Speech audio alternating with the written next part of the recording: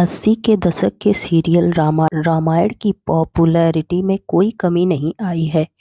आज के समय में जब तकनीक इतनी विकसित हो चुकी है, तब भी रामानंद सागर के रामायण का मुकाबला कोई नहीं कर सका है। उस जमाने में ना तो इतने अत्याधुनिक कैमरे होते थे और ना ही वीएफएक्स। इसके बावजूद सीरियल से जुड़े सभी लोगों की मेहनत का ही नतीजा रहा कि उन्होंने हर सीन को जीवंत बना दिया। रामायण की कुछ ऐसी ही तस्वीरें दिखाते हैं जो पर्दे के पीछे से ली गई हैं। रामायण की ज़्यादातर शूटिंग रामानंद सागर के बंगले सागर विला में हुई है। कुछ सीन आउटडोर हैं। जब शूटिंग बाहर होती थी तो वहाँ के थिएटर आर्टिस्ट और अन्य कलाकारों की मदद ली जाती थी। रामानंद सागर के बेटे प्रेम सागर ने एक बार बताया था कि रामायण की शूटिंग के दौरान कई बार जूनियर कलाकारों की ज़रूरत पड़ती थी। ऐसे में गांव-गांव में जाकर ढोल नगाड़े के साथ ऐलान किया जाता था कि सीरियल के लिए कलाकारों की ज़रूरत है। फिर भर्ती की जाती थी। रामायण की पॉपुलैरिटी केवल देश में ही नहीं, दुनिया भर में थी। इसे करीब 65 करोड़ से ज़्यादा लोगों ने टीवी पर देखा था। रामायण की शूटिंग लगातार करीब 1.5 साल तक चली थी। सीरियल में राम का किरदार निभाने वाले अभिनेता अरुण गोविल ने रामायण के दिनों की कई यादें शेयर की हैं। राम के रोल में के लिए रामानंद सागर ने पहले उन्हें रिजेक्ट कर दिया था। अरुण गोविल ने कहा कि मुझे याद है कि मैं राम के किरदार के लिए ऑडिशन देने गया था, लेकिन फेल हो गया। मुझे नहीं पता चला कि क्या हुआ था।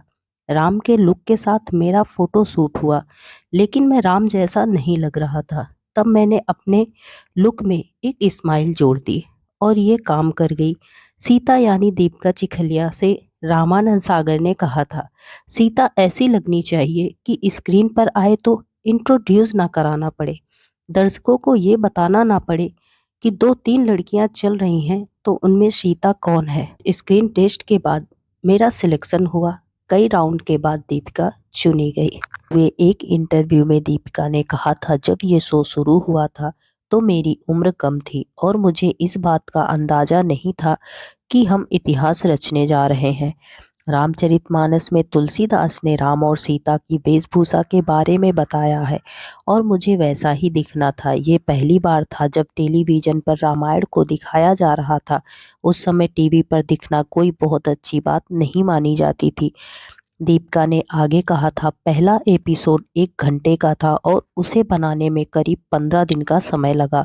मैं महीने में 27 दिनों तक वहाँ रहती थी। वहाँ मेकअप स्टूडियो होता था जो हम यहीं रहते थे और कोई भी मुंबई नहीं लौटता था।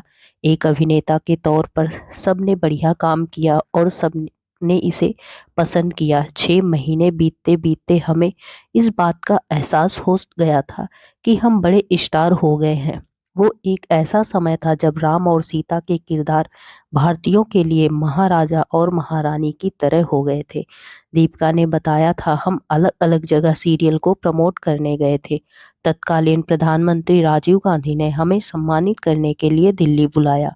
हमें हर जगह पहचान मिली। वो ऐसा समय था जब टीवी सेट पर किसी धार्मिक स्थल में तब्दील हो जाते थे और हर रविवार को सुबह लोग रामायण देखने के लिए टीवी सेटों के इर्द गिर्द इकट्ठा हो जाते थे।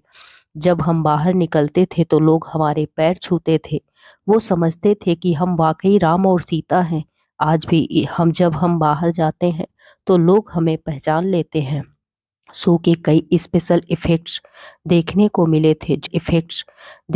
मिले थे जो 80 के दशक के लिए इंडिया के काफ़ी बड़ी बात होती थी।